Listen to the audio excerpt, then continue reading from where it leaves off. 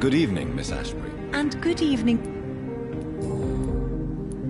What do you think about this part of town? I was raised here, and I suppose it feels like home. You grew up in this part of town too, did you not? Yes, I was born a few streets away. A small world, is it not? Did you ever imagine that my mother was your neighbor all that time? That you could have met her in a dark alley at night? You won't trick me twice, young lady.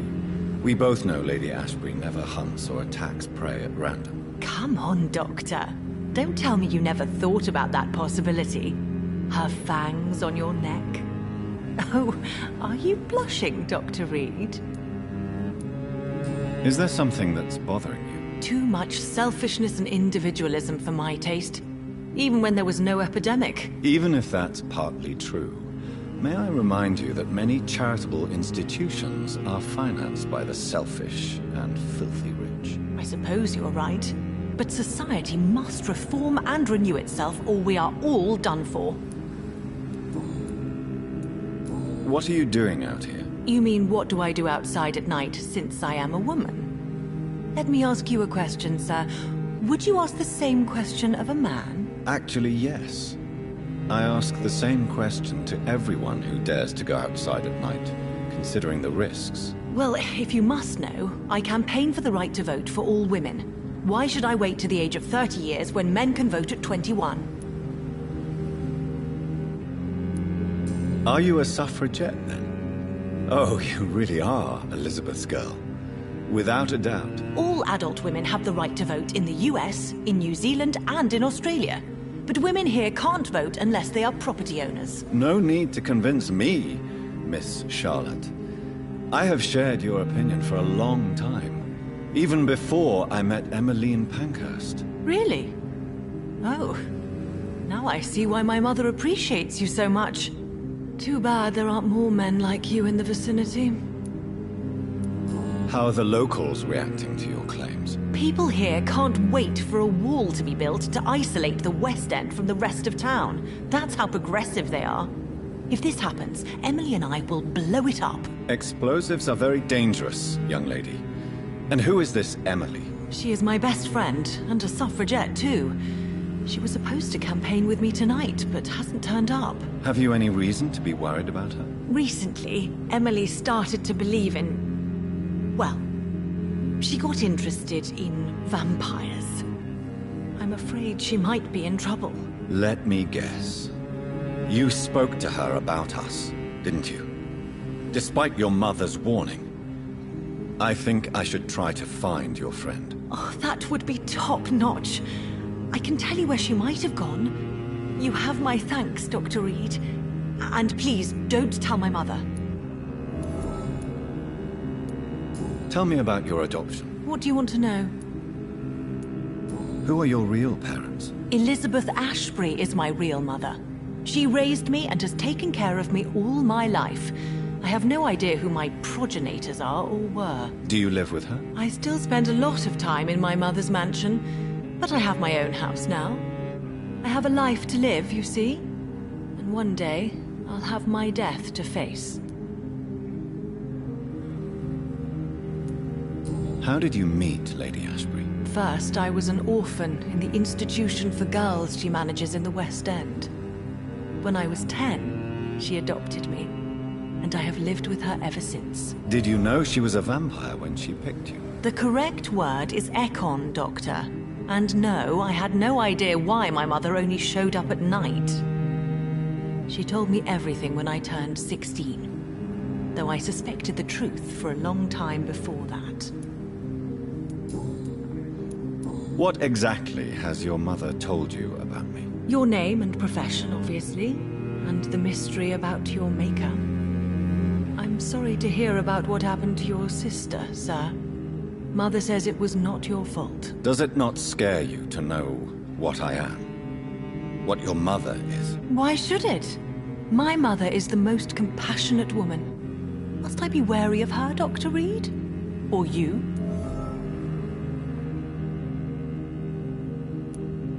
Perhaps it's wise for a mortal never to totally trust a vampire.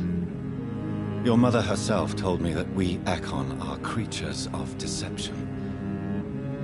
Maybe it's because we seem so alive. That may be true for a naive girl, but I have the best teacher when it comes to getting rid of an insistent immortal. Your mother is not like any other vampire I've met. I believe she thinks the same about you, Dr. Reed.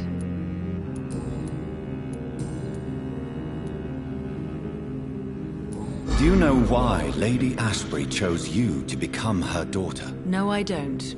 Each time I ask her that question, she smiles and says it's precisely because I dare to ask such questions. Do you ever regret that she chose you? Of course not. Though I often wonder if she adopted others before me. If so, where are they buried? How was it for them to pass through life with a never-aging mother? Why do you still hope to become a vampire in spite of your mother's refusal? It's the immortal aspect of vampires that interests me. The world won't improve unless women take charge. I'm convinced of that. You're obviously a clever woman with a good education and a brilliant future. But have you thought about the price you'd have to pay?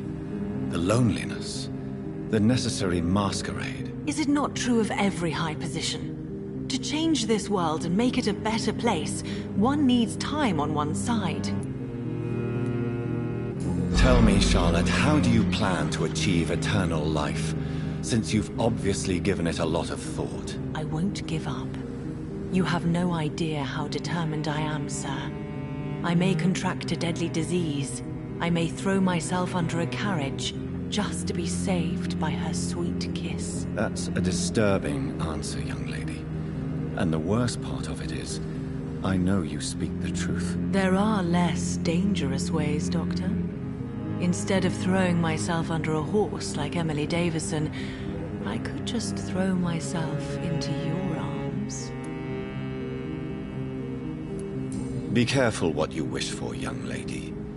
I could gaze at you right now and then take you to a shady corner and have my way with you. And leave your carcass to the rats. You wouldn't dare. My mother would know. She'd never forgive you. How could she suspect me? Do you know how many vampires are lurking in the city tonight as we speak? Vampires with a worse sense of humor than mine. Oh, my God. For one second I thought you actually... Excellent, Dr. Reed. Very convincing. Your mother has refused to turn you into a vampire. Tell me more about it. Each time we argue, Mother expresses the same fear. She wants me to remain alive and full of joy, rather than become melancholy and immortal. She claims you can't have one without the other. It's pure selfishness.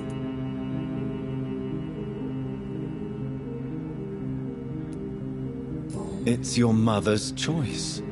As daughters and sons, we have to accept the decisions our parents make for us despite our own wishes. I love my mother, and have accepted everything from her. Even that she named me Charlotte, when it was not my original name. Does it bother you? No. Whoever I was when I was born, I am now Charlotte Ashbury. It hurts as much as it makes me proud to know that's the name my mother will read on my tombstone.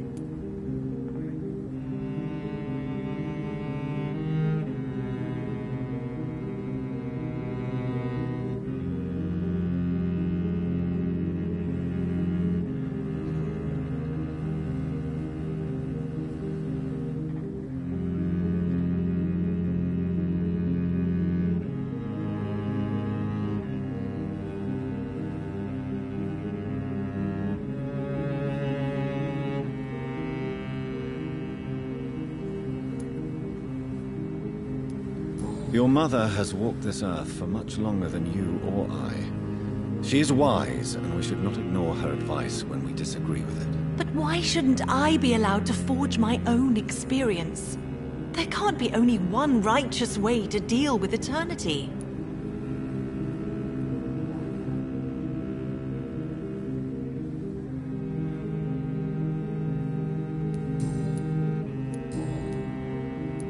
Goodbye, Charlotte. Give my best regards to your mother when you see her. She's been quite busy these last few nights. I suspect you may see her before me.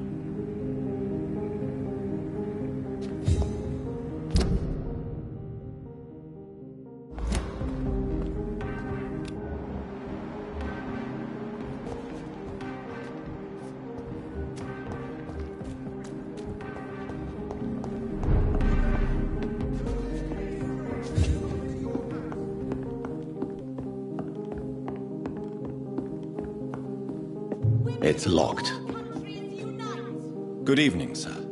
Please forgive me for disturbing you. I'm a doctor. I never judge a man by his title, but by his attitude. And you are not disturbing me at all. I am Calhoun Russell, and I welcome you. Well, I must admit, it's good to receive a warm welcome for once. I'm Jonathan Reed. Welcome, Dr. Reed. Welcome to my humble shop. I may have a look at your goods, Mr. Russell.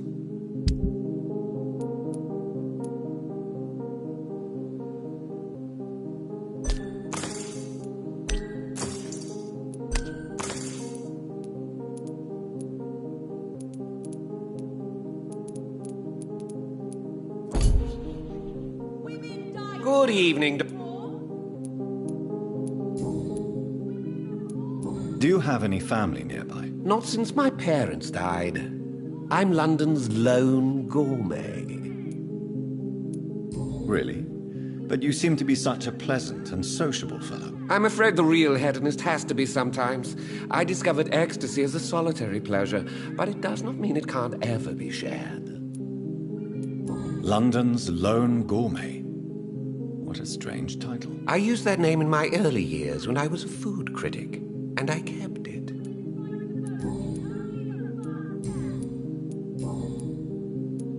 How is the situation in this part of town? Life is good and peaceful. We're lucky to live in such an era of progress and wonders. Are you not concerned about the epidemic? Oh, I'm sure the authorities would take the appropriate measure if the danger were that high.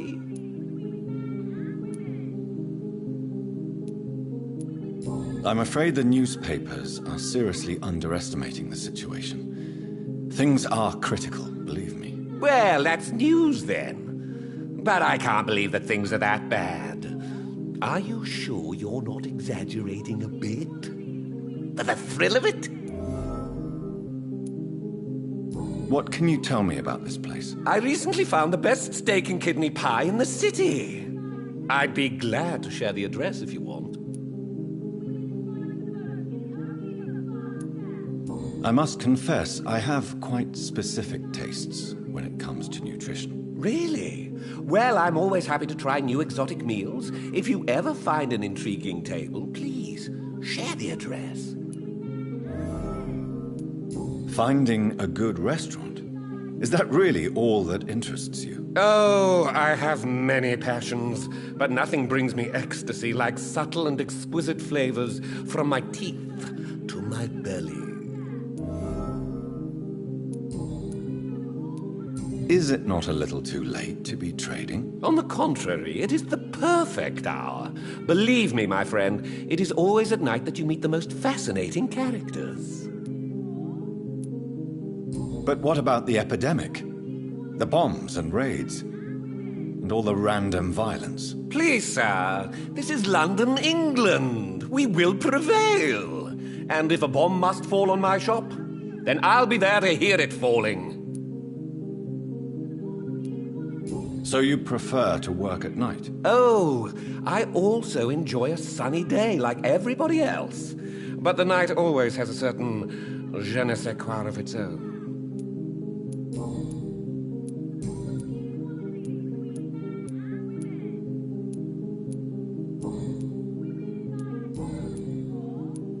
Goodbye, Mr. Russell. I'm sure you'll take care of yourself. Please, sir, whether you need to buy something or not, I am happy to help.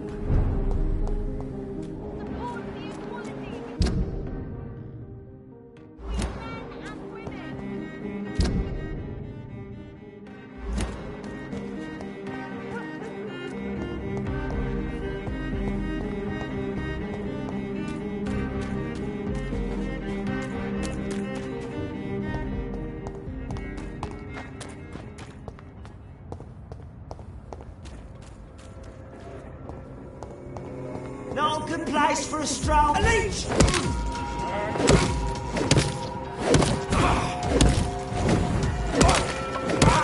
Back in the fucking grave!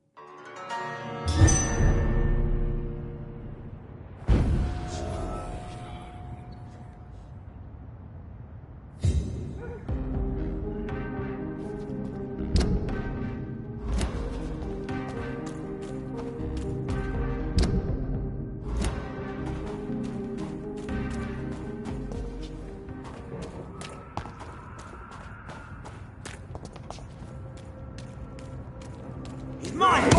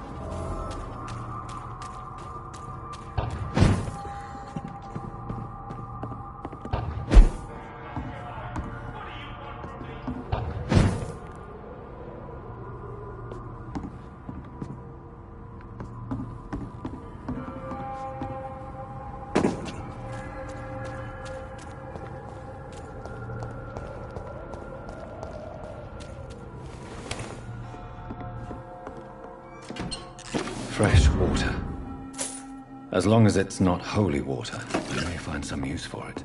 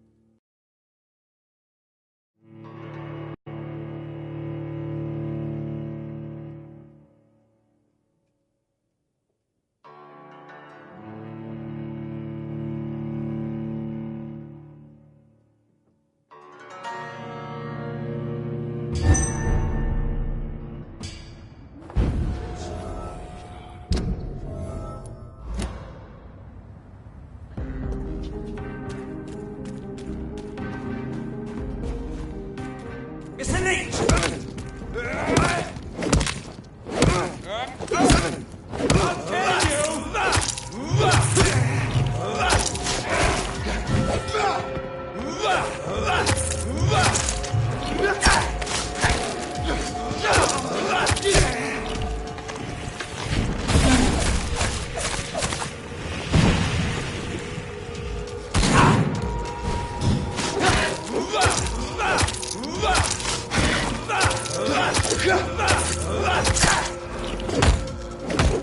I'll kill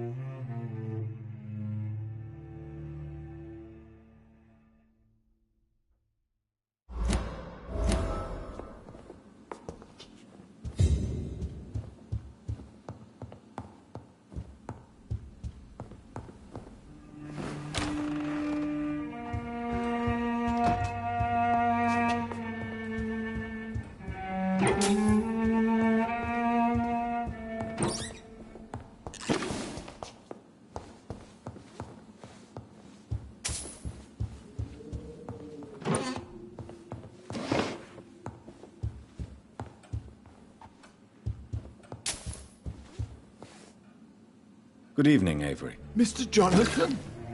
I can't believe my own eyes. Oh, it's a miracle. We all thought you were... Oh, sir, your poor sister. What a tragedy. I know, Avery. I know about my sister's murder. Miss Reed expected you to return to assist with the funeral, right up until the last minute. Where have you been, Mr. Jonathan? We needed you here.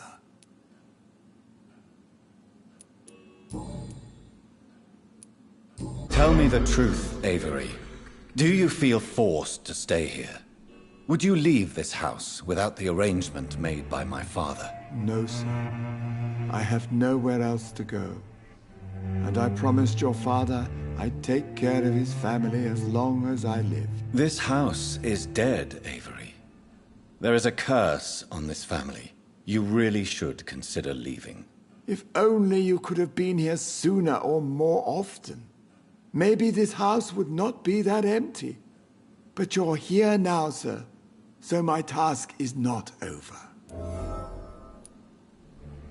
You have served this family extremely well, Avery. Your support during these terrible times is much appreciated. Then I will stay. All I ask is that you take care of my own funeral if I die before the end of the epidemic. No mass grave, please, sir.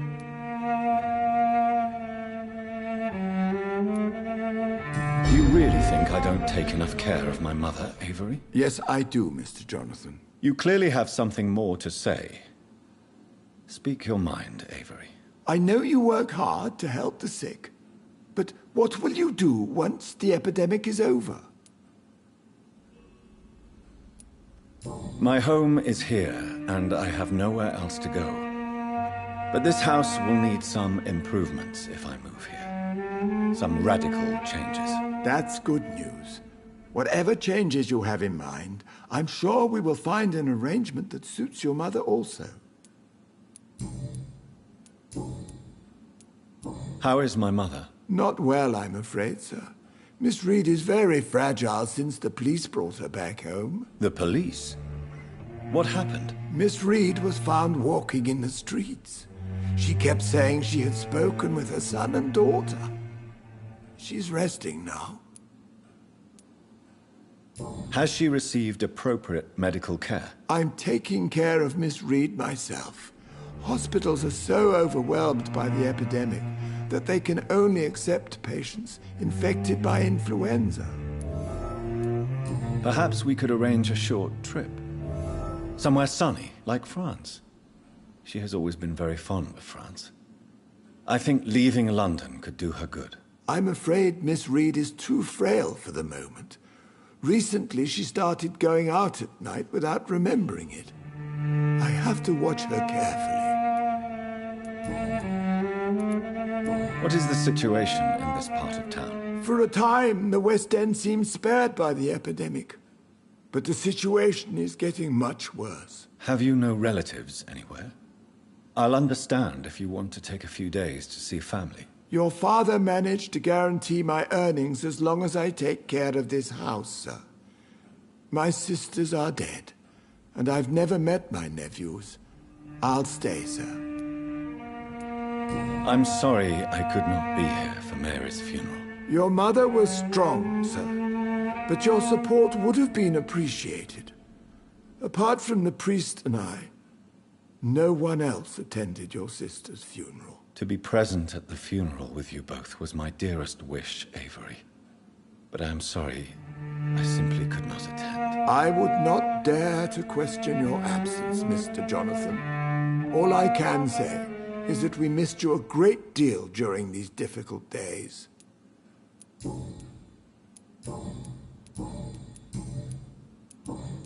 Goodbye, Avery.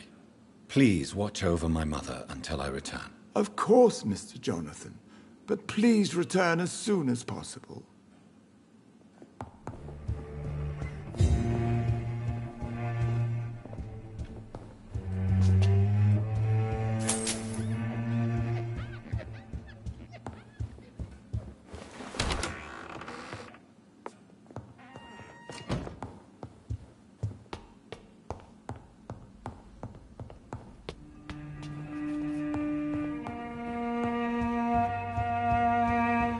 It's locked.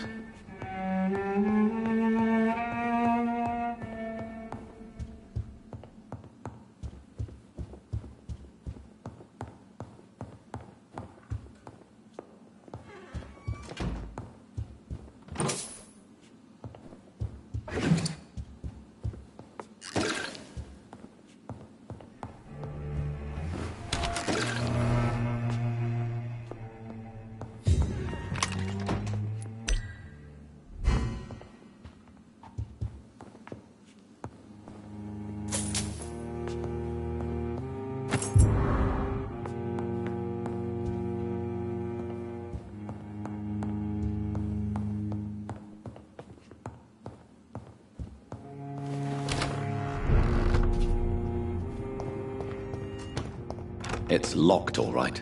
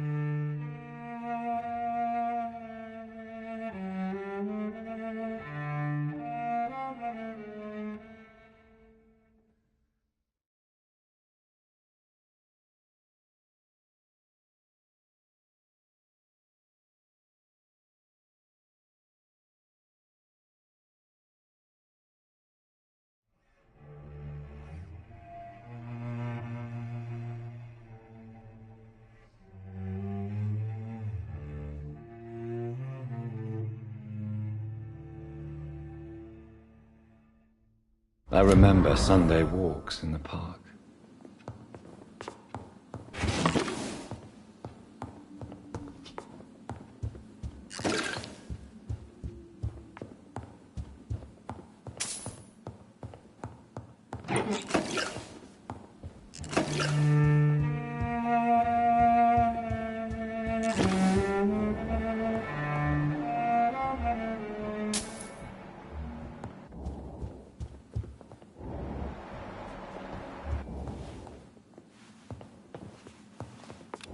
Jonathan. Mother, good evening. Jonathan! Is it you? Where have you been, my prodigal son? I'm right here, Mother. I'm finally home. Yes, for this son of mine was dead and is alive again. He was lost and now found. But where is your sister? Where is Mary? Mary? She is gone, Mother. I know she's gone. The question is, when will she return as you have? I miss my grandson so much. It's been days since their last visit.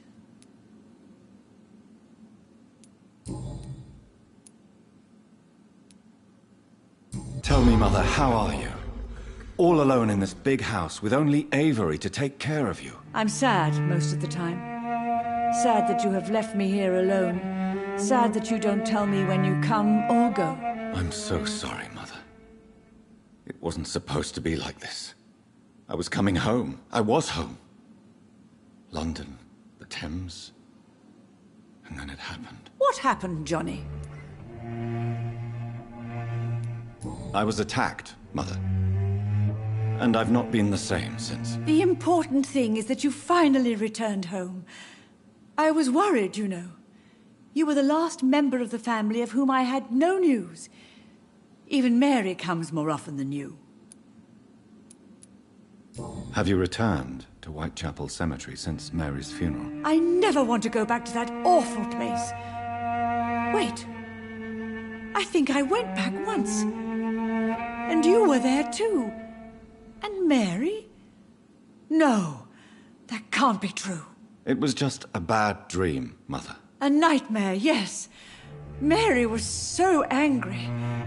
I walked back home alone.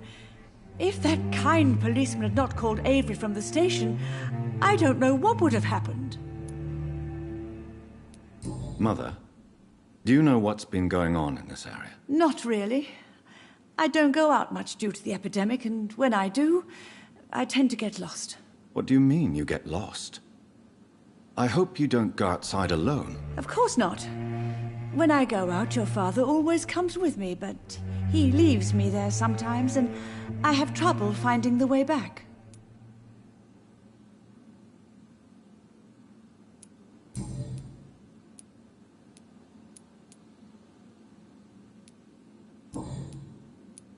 Why do you say Mary is visiting you, Mother? You know that's impossible. Why should it be? Are you not standing in front of me right now? Why should it be any different with your sister? But Mary really is dead, Mother. Yes. And are you not dead too? Isn't your father dead? And my grandson, and my son-in-law, you're all gone. But you all still visit me from time to time. But I'm not dead, Mother. I'm really here, talking to you, trying not to cry. Oh, it breaks my heart to have to tell you this. But of course you're dead, my darling boy. Just look at you, as pale as my Mary. Father seems to have left me some documents. Some sort of treasure hunt game. Do you know anything about them? No, Johnny. But your father always loved to write these little games for you when you were a boy. Don't you remember? I remember now. He used to post me these riddles, as though they were sent by a mysterious games master. I'd spend weeks trying to decipher them. Your father was always so proud each time you found the answer. He was not just the serious doer banker everybody thought he was. I was proud too. How could I forget that? The important thing is that you remember it now. I'll tell your father the next time I see him. He'll be so happy. Could Father have conceived some sort of final game for me before he left? I really can't say, Johnny. Perhaps you should talk with Avery about that. He was your father's confidant, more than I.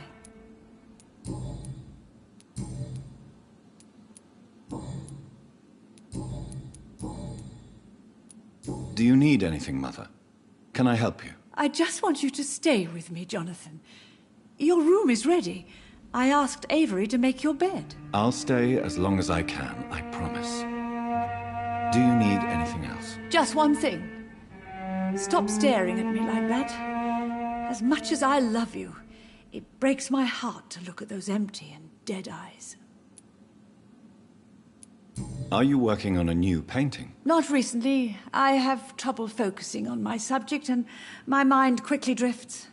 It's the same thing when I try to write poetry. I recently met a talented painter with an excellent technique. I wish you two could meet. I'm sure you'd like her. I'd be glad to meet her. What is her name? Is she famous? Is she dead too? She's not famous, and her name is of no importance. And yes, she's also dead. The important thing is, I hope you two get along. If she ever fancies meeting your mother, I'd be glad to welcome her into my home. Do you think Avery is right? Do you think I should take better care of you? I don't blame you, but you abandoned me, son. A mother should not survive her children. It's unbearable to know you're not here anymore.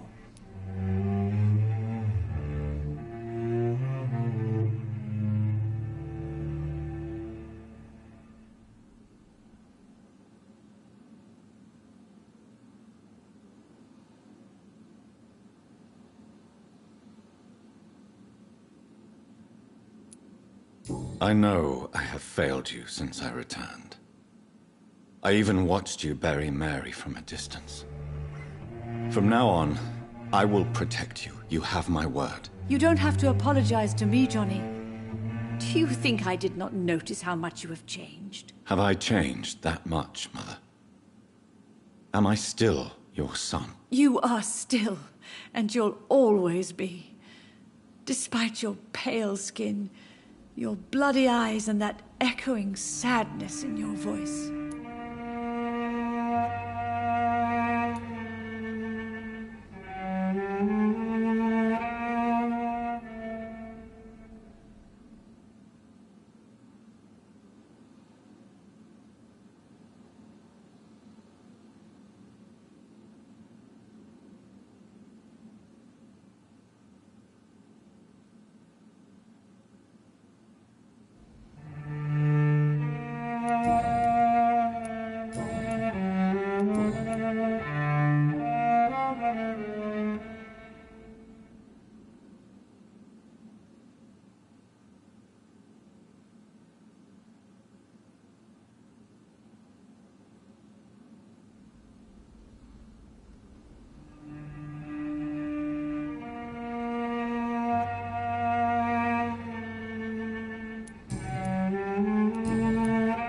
Goodbye, Mother.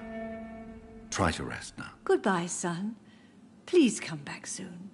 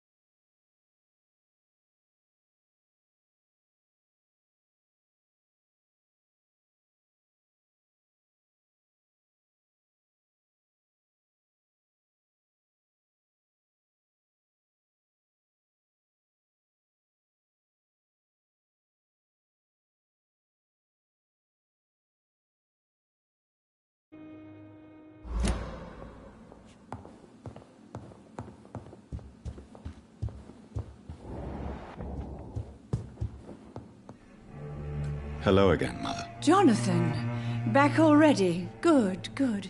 I was just about to go outside to find you. You shouldn't stay away for so long.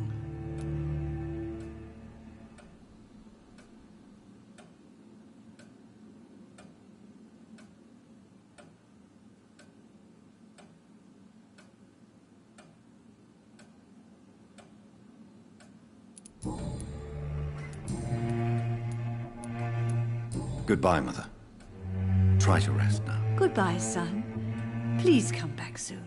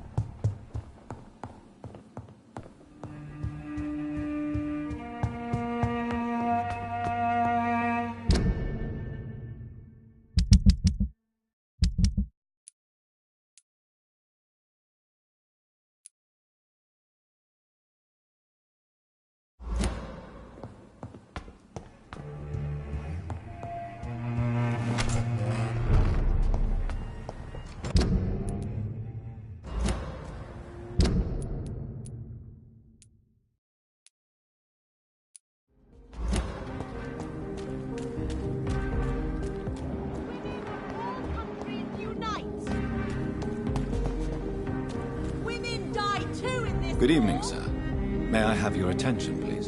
Come on, Johnny. Don't you recognize your oldest friend? Clarence. Clarence Crossley. How are you? My God. So you survived the war too. So sorry I didn't recognize you at first. I almost didn't recognize you either. War does that to men, I heard. In my case, it was true, for I witnessed the horror that lies underneath.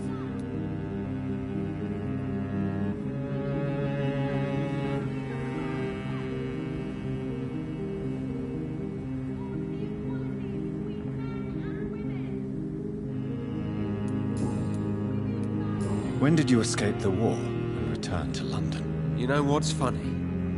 I almost never think about the war. Not anymore. I'm involved in another kind of battle now.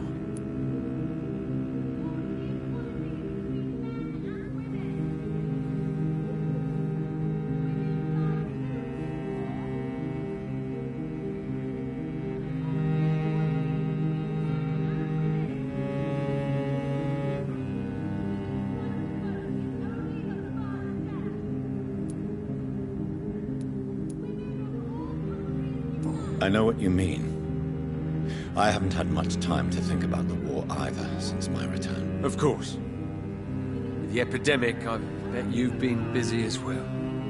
Forgive me, Johnny, I didn't want to sound selfish.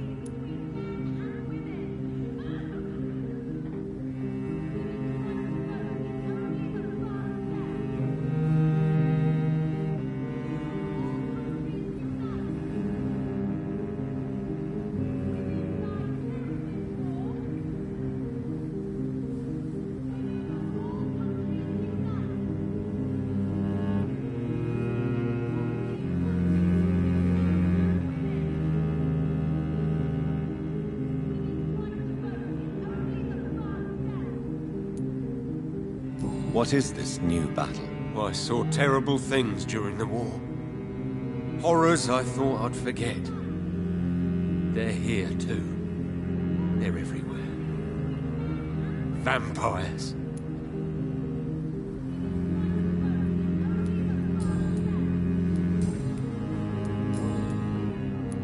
How is your wife, Venus? We've spent so much time away from each other. And so many things have happened. But you're alive. You returned in one piece and you have a family. How many soldiers can say the same? Believe me, it's not quite that simple. Unlike you, I'm not the man I used to be. Is everything all right at home? Surely Venus was relieved to see you return from France in one piece. Have you forgot what people are like in this part of town, Johnny? Venus fears for our family reputation. Now her husband has become the village idiot.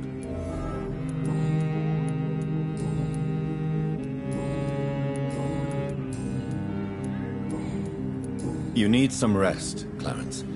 You should try to sleep.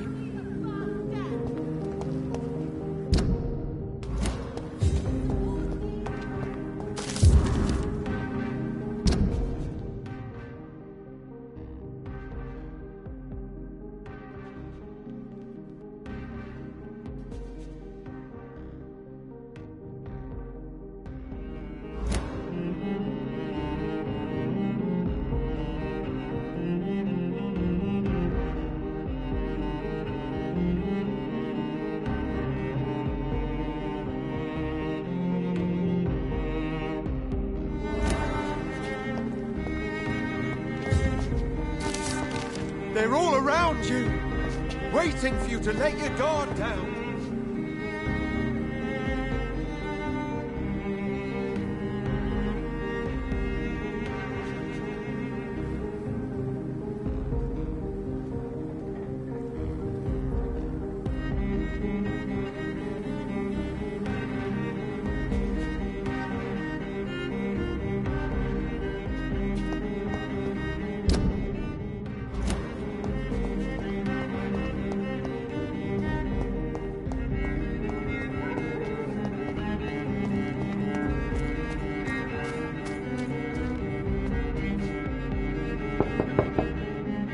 Hello? Is anyone there? Jonathan, is that you? I did not know you were back in London. Oh, my dear Johnny, I'm so sorry for your loss. Mary was such a sweetheart. Thank you, Venus. May I come in? I was going to bed, actually.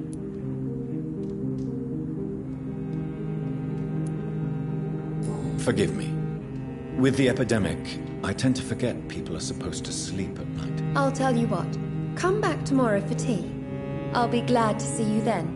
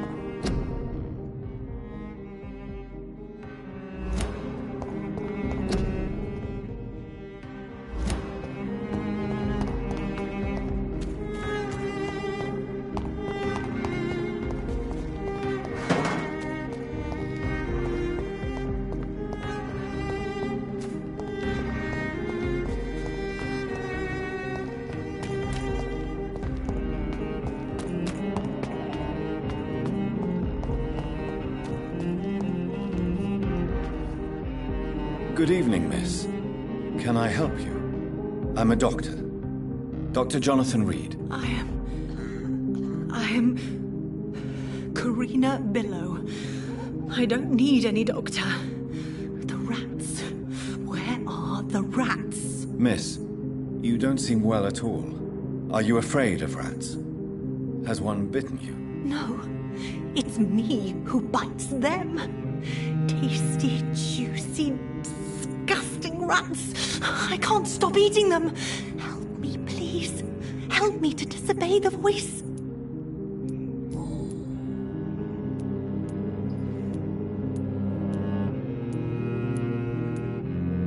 What happened to you? The rats. The answer hides in their little crunchy bones. Their juicy, tiny brains. Miss Billow, please, try to concentrate. Why do you worry about rats so much? The voice in my head. He forces me to do so. Drink their blood, he said. Eat their flesh. Do you feel compelled to obey that voice, Miss Billow? Even if you're loath to submit to it? Yes. Please.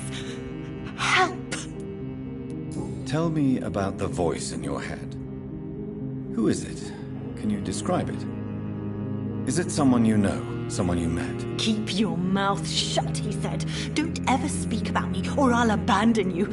Help me, please, Doctor.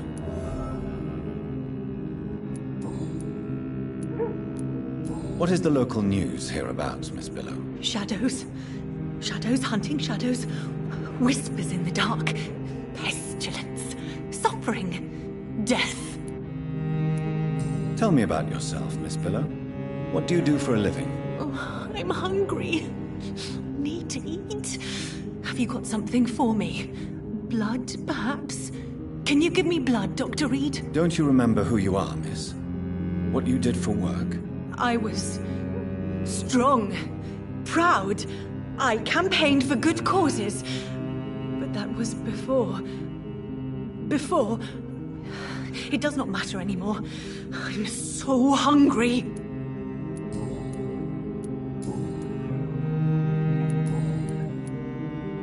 I must go now.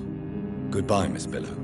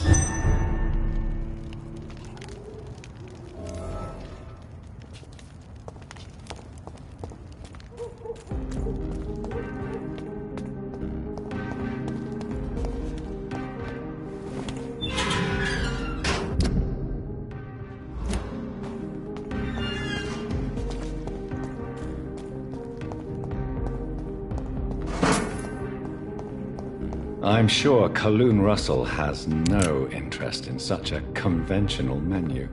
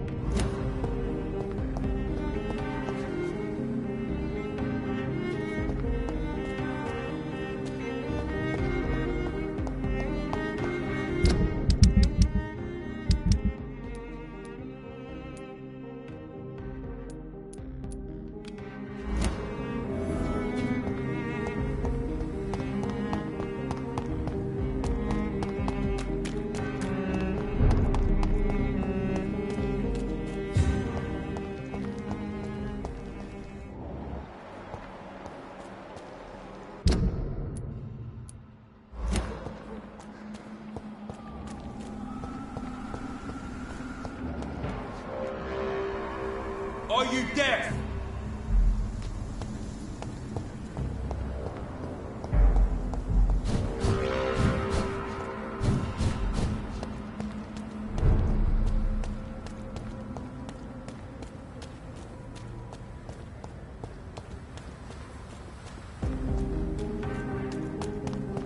Women die too in this war!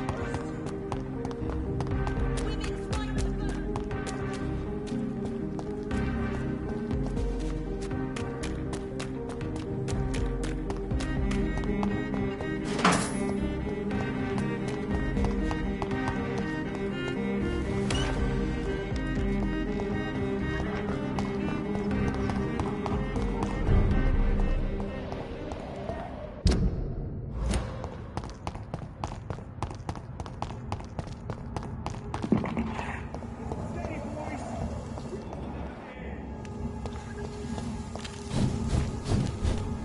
How dare you interfere with my...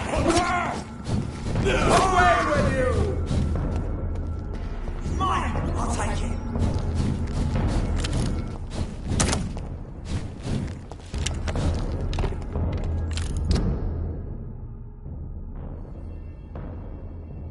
See them fancy clues? This one's a top!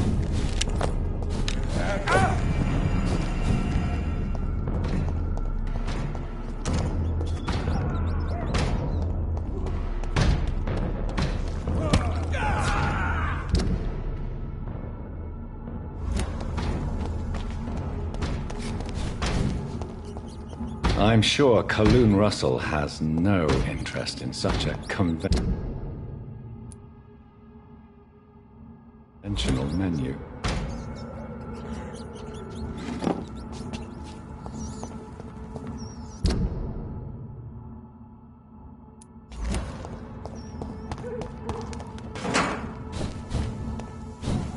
Are you from Ascalon? I don't care!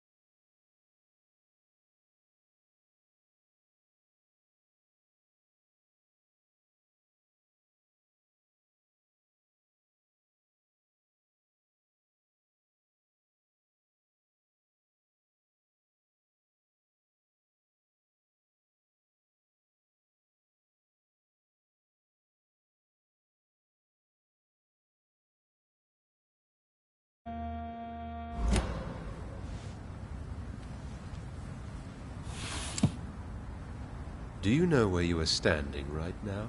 In front of the Ascalon Club, I presume. The Ascalon Club only summons or ostracizes. What is your business tonight? I received an invitation. I'm Dr. Jonathan Reed.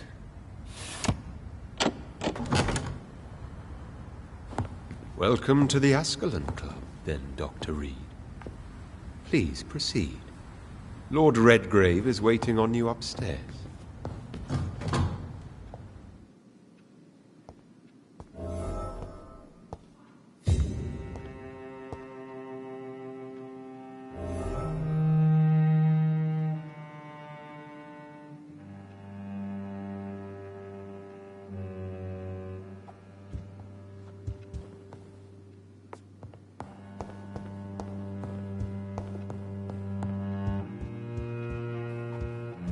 There has been quite a battle here.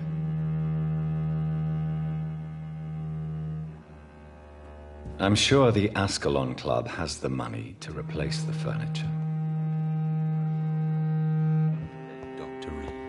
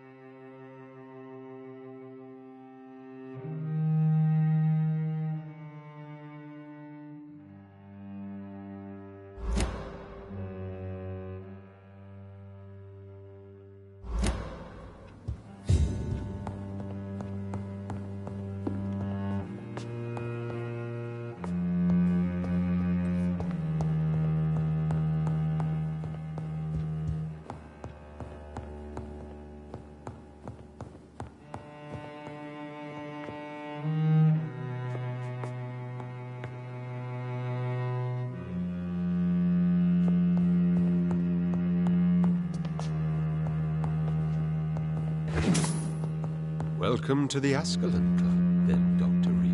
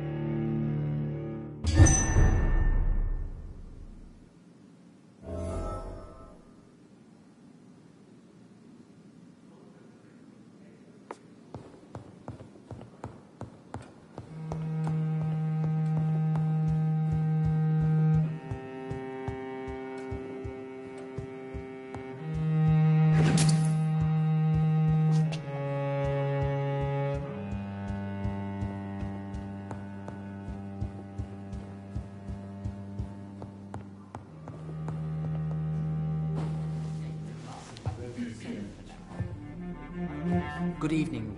We repel the intruders for now.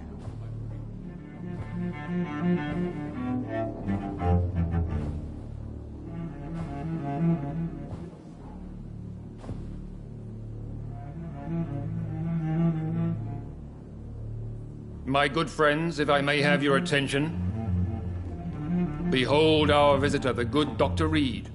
Newborn of blood so pure and strong that even my friend Fergal Bancher was no match for him. Here, here, here! Come forward, young Ekon, for we have so much to discuss. Welcome to the Ascalon Club, Dr. Reed. I am Lord Redgrave, Earl of Bristol and chairman of this exclusive association. Lord Redgrave. At last we meet. I've been eager to make your acquaintance. I've heard some astounding things about you. Please accept my condolences for your loss, Dr. Reed. Thank you, my lord. Lady Ashbury expressed your wish to meet me. Yes. The lady has always been a useful acquaintance, though not always reliable. Is she a good friend of yours?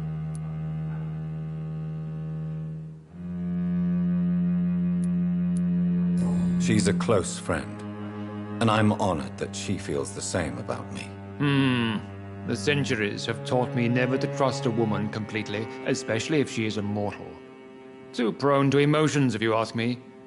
Too fickle when it comes to important decisions.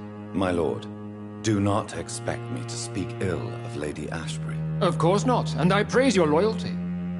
Would you offer the same fidelity to the Empire? What do you mean? I speak of the Skull Plague that threatens London and the country. You have been on the front line in the East End, but the time has come to open up a second front here. The epidemic has escaped the quarantine. You have new cases of the outbreak. We don't know for certain, but we cannot allow the disease to threaten the prominent heads of Great Britain. Why are you suddenly so friendly? The last time I met one of yours, he tried to kill me. Are you referring to Fergal? He was the most useful of servants, but he was just a servant. You, on the other hand, Doctor, proved yourself much more worthy. You want me to find possible sources of the outbreak in the West End? Is that it? Ah, straight to the point, like all eager newborns. We shall have time to talk about all this, Dr. Reed, but first, I should like to get to know you better. Talk? Is that the only reason you asked me here? Well, no. I also wanted to meet the intriguing Ekon who made such a powerful progeny of his sister. You have not learned the name of your maker, am I correct?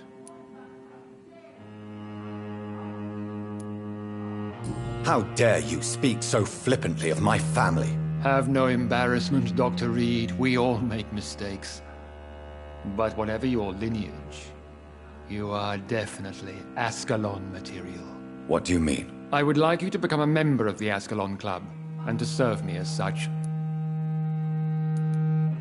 Before I accept, I have so many questions. Please ask. What does it mean to be a member of the Ascalon Club? It means that you swear to protect the interests of the Crown, that you become a loyal servant of the British Empire. Am I supposed to follow orders? As founder and chairman of the club, I alone am entitled to make demands of our members, and I do appreciate obedience. Do you have any official recognition from the government? A charter from His Majesty the King? No. Of course, the Ascalon Club publicly supports the Empire, but the true nature of its members remains a secret. What is the Ascalon Club's express purpose? We follow the credo of William Marshall, the greatest knight who ever lived. As was he, we are sworn to protect the British Empire. What does Ascalon mean? Ascalon was the lance wielded by St. George, glorious patron saint of England when he slew the dragon. And like that lance, we pierce the hearts of all our nation's enemies. William Marshall founded the Ascalon Club. Not exactly. William Marshall granted me immortality, and I founded the club a few years later. The good knight has been gone for so long.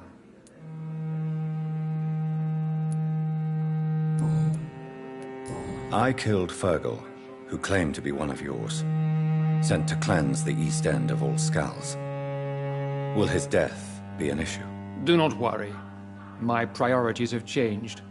Fergal was a zealous servant of mine, but like any servant, he had his limitations and is readily replaced if necessary.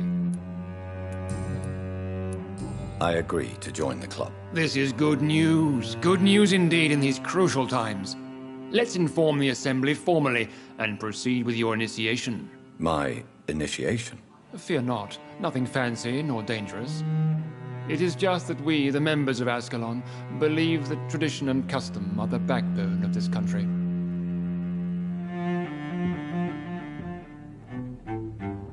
My fellow members, dear friends, please gather and welcome this Ekon as one of our own. Is he worthy? Is his blood pure? Well, speak, Dr. Reed, in front of the most sacred blood. The blood of our beloved William Marshall, speak now. Will you serve and protect the crown as he did?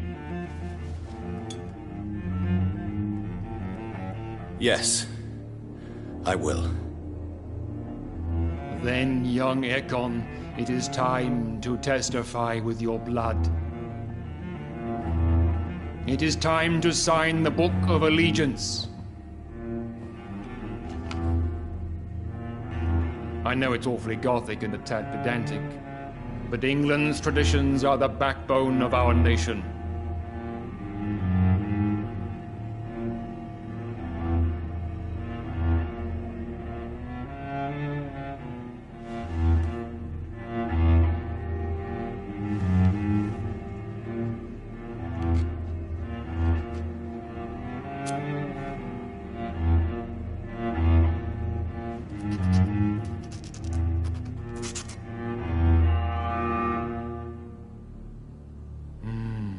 Delightful.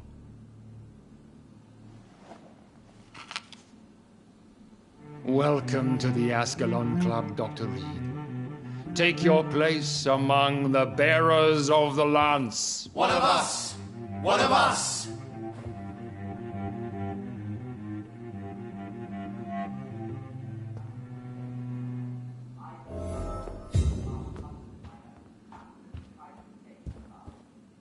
I personally went patrolling last night. Good evening, Dr. Reed.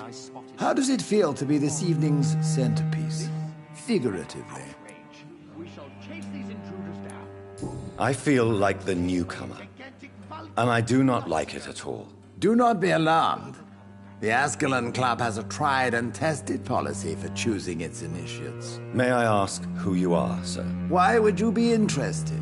Well, as you seem to be the only man in the room with a beating heart, you draw quite a bit of attention yourself. Ah, vampire senses never cease to fascinate me.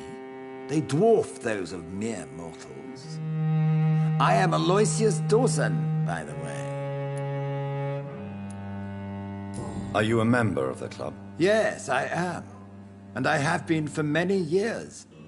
And will be until the day I die.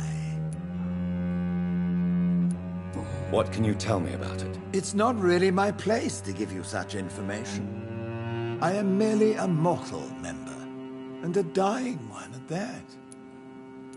Are you sick? Personally, I consider my advancing years are a sickness in itself. My body is slowly abandoning me, Dr. Reed. What can you tell me about Lord Redgrave? I would not dare speak of our chairman without his consent. Are you not afraid? You are surrounded by vampires. Sir, it's for that very reason that I joined the club in the first place.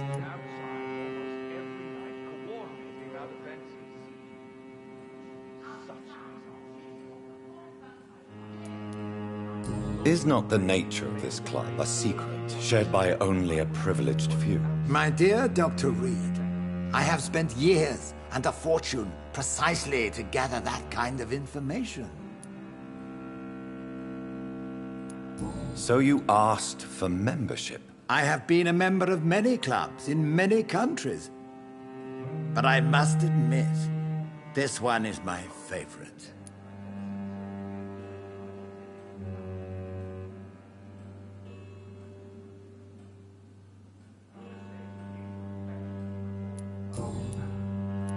Mr. Dawson, of Dawson and Dawson, the wealthiest man in England. It is a pleasure to meet such a prominent figure of London. A withering London figurehead, to be precise. Are you sick, Mr. Dawson? I am a doctor, you know. My case is beyond the scope of traditional medicine. I have spent fortunes on the world's most competent doctors to arrive at that diagnostic conclusion. I'm sorry to hear that, sir.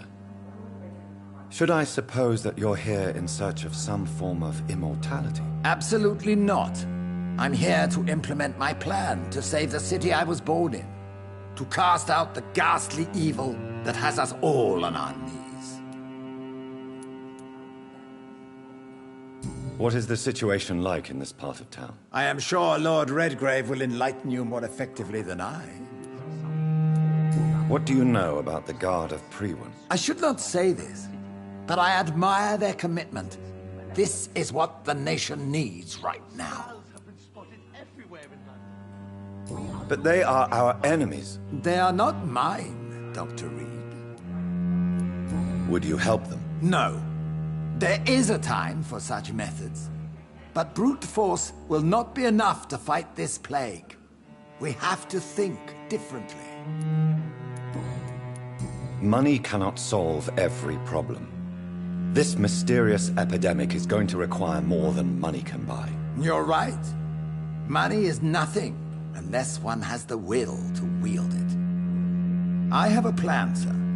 A radical one that will save all that is essential in London. What is your plan, then? Quarantine and barricades are futile. What we need is a wall. A formidable, unscalable wall to isolate the deserving from the infected masses. But that would segregate the rich from the poor, would it not? It would be unjust. Our only course of action must be to save England. And to save England, we have to make sacrifices. Are you not mistaking sacrifice for summary execution? Why do you care? Are you not a vampire? Removed from all mortal concerns? Decisiveness is what the city needs, and it needs it now. I must admit the Guard of Priwen impressed me. They must have spent years preparing. That went well, did it not?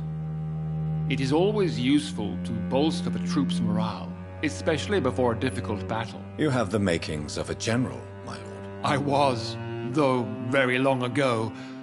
Well, not quite a general, but a proud defender of the crown. So why did you really want to meet me? Straight to the point again, young Ekon. All right, let's talk, you and I, Lance Sparrow. I'm listening, my lord. According to my spies, you have worked with Dr. Edgar Swansea on the epidemic, and your findings were quite alarming.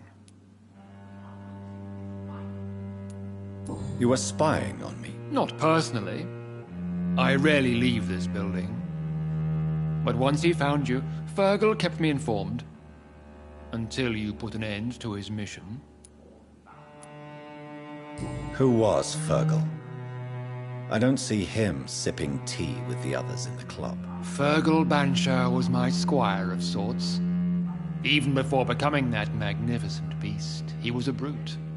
He served me well for decades. No, I mean, what was he? He was clearly no ordinary vampire. No, he was a Volcod. All muscles and instinct. Quite the rare breed. Ferociously territorial.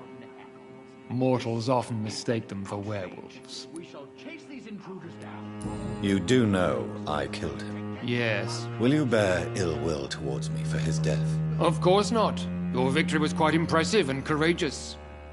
You earned my respect. Do you know Edgar Swansea? Not personally, but I've been told he has some sort of immortal fetish and is a good friend of yours. Does it bother you that I consider him my good friend? As long as you reveal nothing of the club's inner workings, why should I forbid you engaging in conversation with the good Dr. Swansea? Yes, I'm convinced the recent invasion of frenzied Scals in London is directly linked to the epidemic. This is not the Spanish flu, but something else. I would be glad to hear more of your discoveries, Dr. Reed, but for now, my main concern is the security of London's inhabitants, both mortal and immortal. What do you mean? Alarmed by the epidemic, the Guard of Prewen has started a war against us British vampires. To appease the situation, we must eradicate the Scals.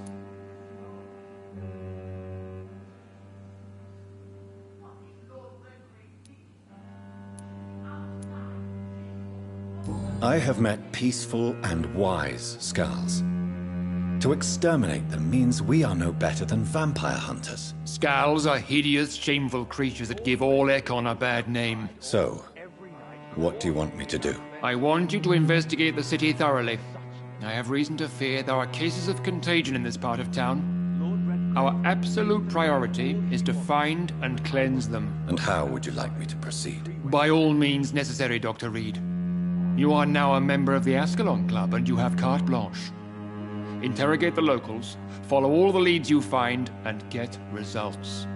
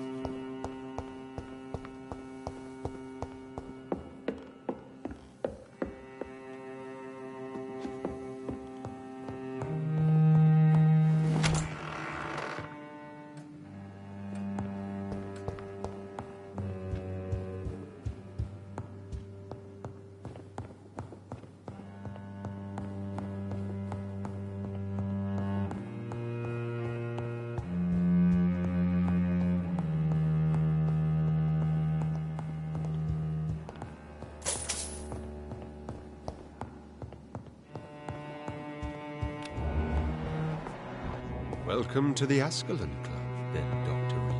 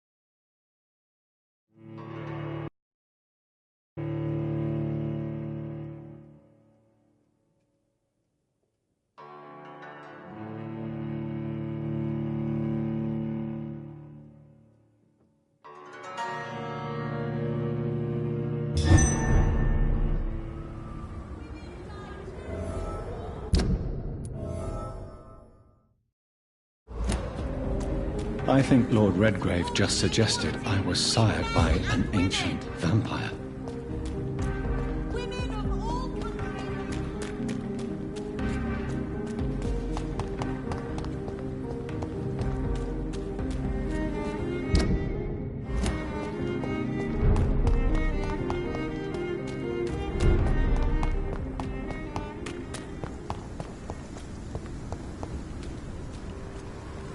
I said stay away, sir! Get them!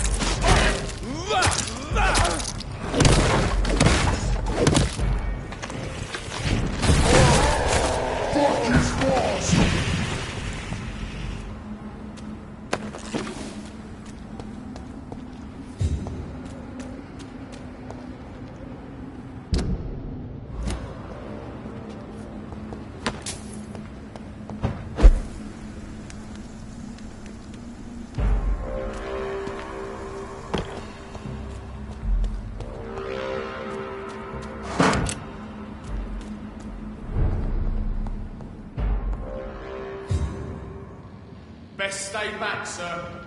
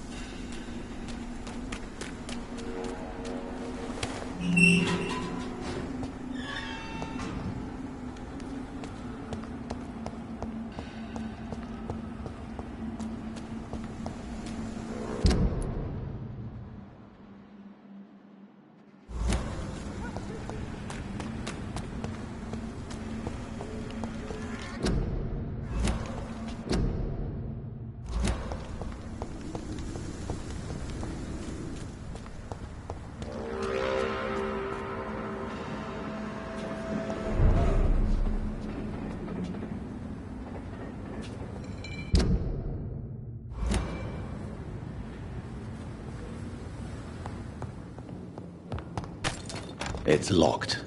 Better go home, sir.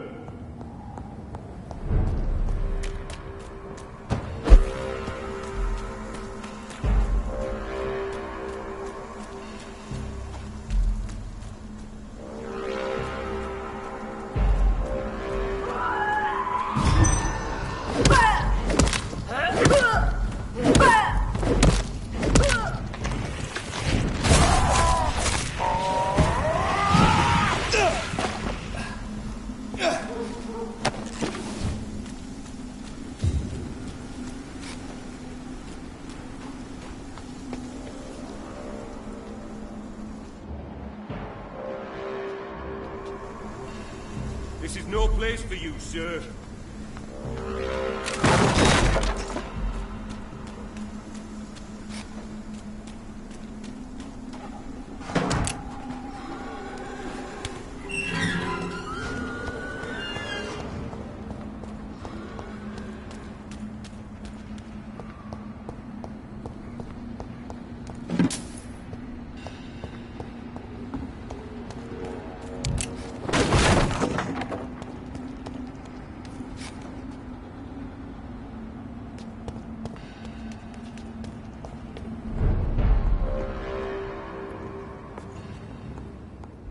stupid fucking beast!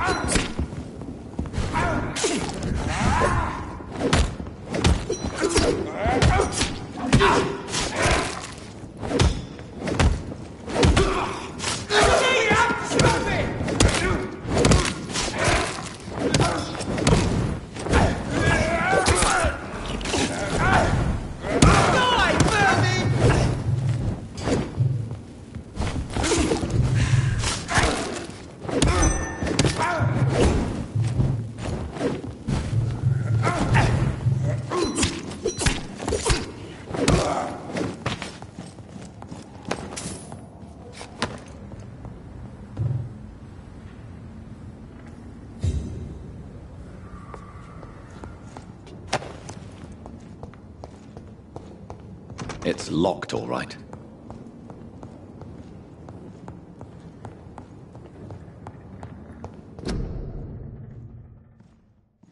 A restaurant where the guests are blindfolded before being seated. Intriguing.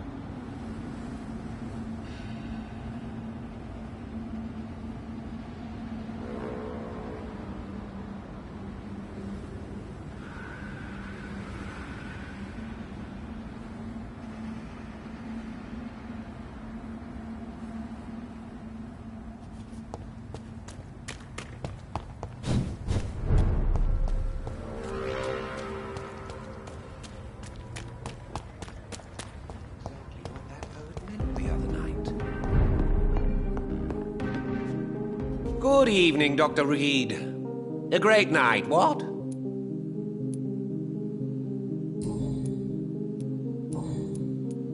I'm investigating the source of the epidemic in this district. Have you noticed anything unusual? Not really. Wait, now that you mention it, I don't see the McPhersons in my favorite restaurants. They love delicate meals too, you understand? Thank you. It may be nothing, but I'll investigate anyway. Where do they live? They have a house in the southern part of the district, somewhere north of the railway bridge. There is a courtyard, if I remember rightly.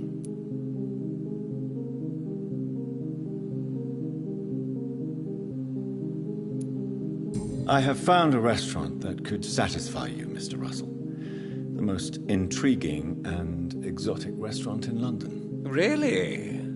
You have piqued my interest. Where is it? It's a place where you eat in complete darkness and try to identify your meal without anything but your palate. My, oh my, how interesting. It could even be fun to eat a little poisson et fruits that way. Oh, thank you, Dr. Reed. Please, have this for your research.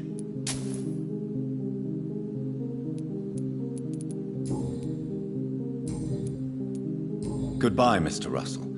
I'm sure you'll take care of yourself.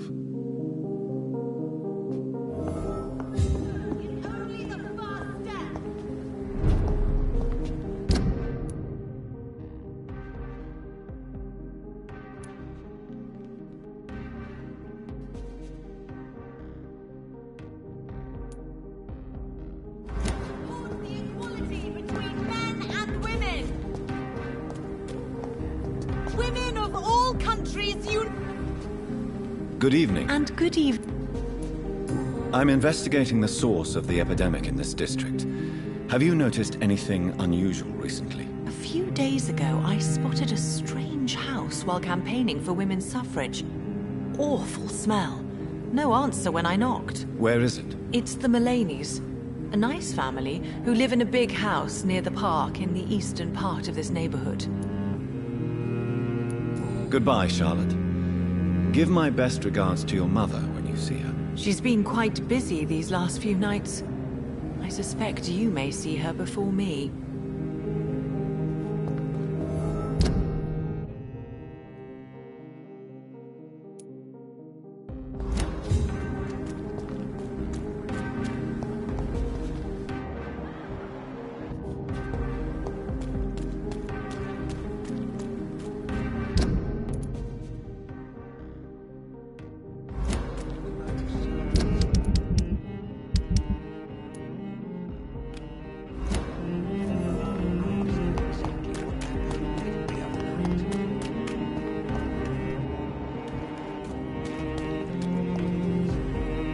Good evening. I won't.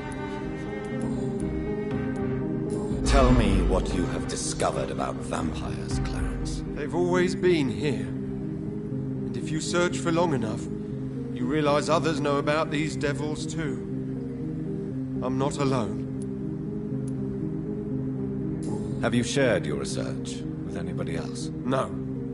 But I've published my leaflets all across the city, hoping that someday someone will realize I'm printing the truth.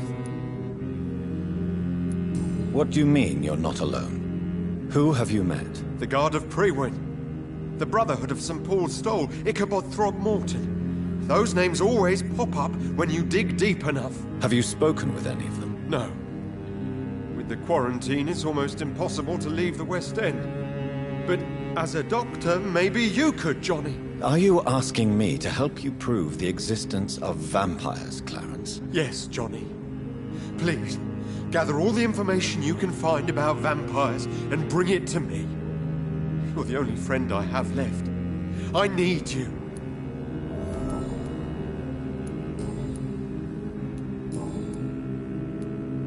Clarence, why have you distributed leaflets about vampires all across the West End? I have to warn everybody about them. They've killed thousands of people already, unnoticed thanks to the epidemic. We are all in danger here. Vampires in London? Come on, Clarence.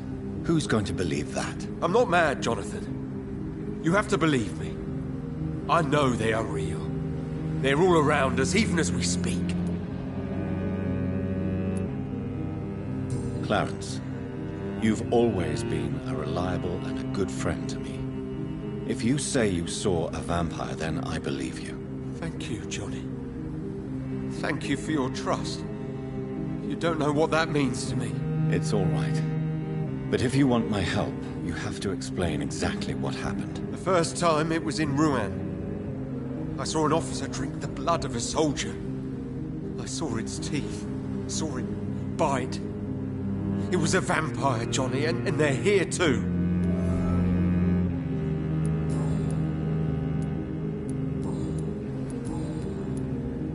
I'm investigating the source of the epidemic in this district. Can you help me? Infection is everywhere these days.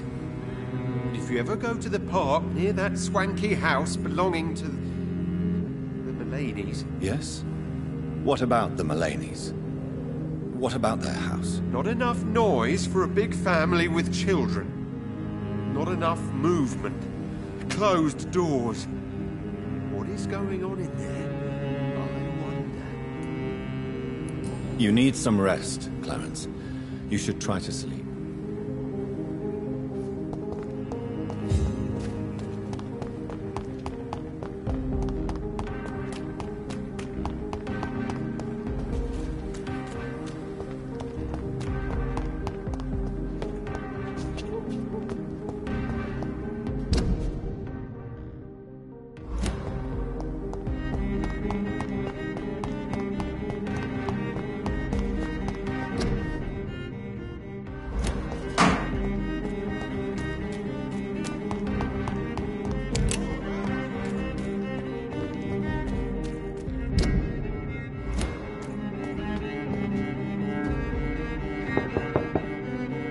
Hello again. Jonathan, you're still up.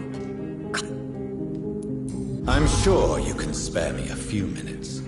For old time's sake. Of course you may enter, Jonathan. You know that you are always welcome here. But at this hour of night?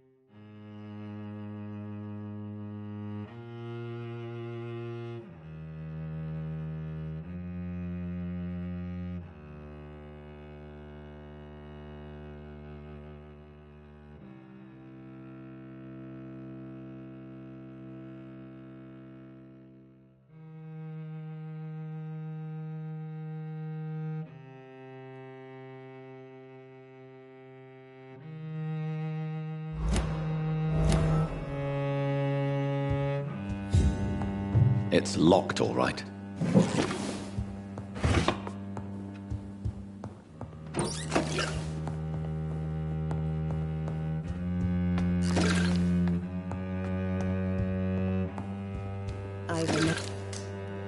It's a pleasure to see you again, Venus. So you returned from the war in one piece too.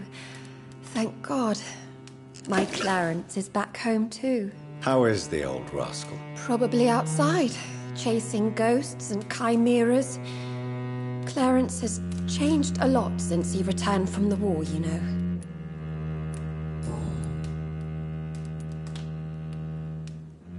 How have you been since the last time we met? How long has it been? 3 years now? I've done my duty, like all British women. You have no idea what it was like to wait for months without knowing if I'd still be a wife or a widow. I understand. Luckily, this part of town has been saved from the worst of the bombings, from what I've seen. Yes, and it's also true about the epidemic. The flu has killed here too, of course, but not on such a large scale as in other parts of town.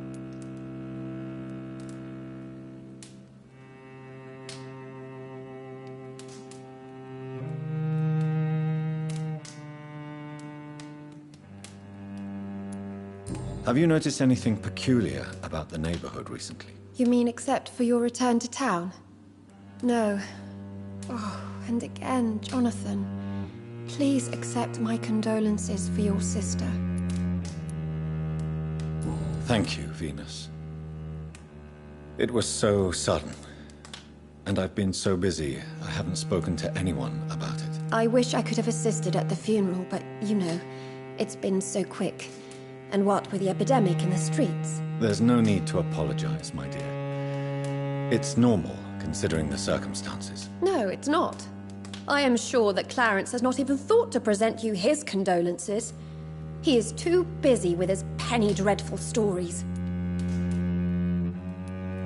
Why is my return so surprising? It's more an unexpected happy end than a surprise. You and Clarence, back from the war. You have no idea how hard it's been for me. Venus, why do you worry so much about your family's reputation? Everyone laughs at Clarence now. And they avoid me because they believe I share his insane opinions. I'm a leper in my own community.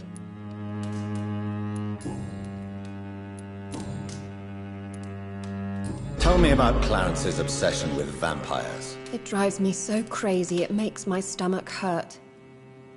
I was so relieved to have him back. But I quickly realized he'd lost his mind in France. I understand your irritation, Venus. But you have to accept the trauma Clarence endured on the battlefield. The question is simple, Jonathan. Is my husband mad? Yes or no?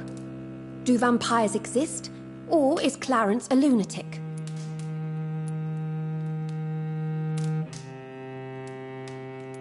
So you don't believe Clarence? If poor Mary, bless her soul, had tried to convince you of the existence of bloody vampires, would you have believed her? Seriously? The important question is, what do you really think of your husband? I'm tough, Jonathan. He should have told me the horrors he witnessed, however appalling it was, instead of inventing a fantasy about blood-drinking monsters. What do you think about Clarence squandering his fortune on his obsession? Soon we'll be poor, and forced to sell the house. Where will we go? In which filthy, infected part of town will we end up? I'm so afraid.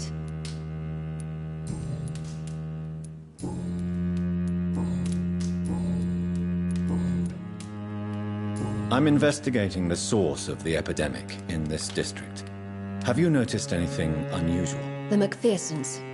I heard they locked themselves in their own house. They could just be afraid of getting sick. Perhaps you're right. But if I were you, I'd pay them a visit. A big house, reachable through a courtyard, to the north of the railway bridge.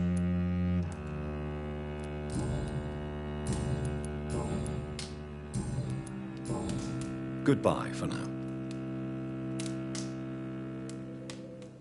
You know that you are always welcome here. But at this hour of night...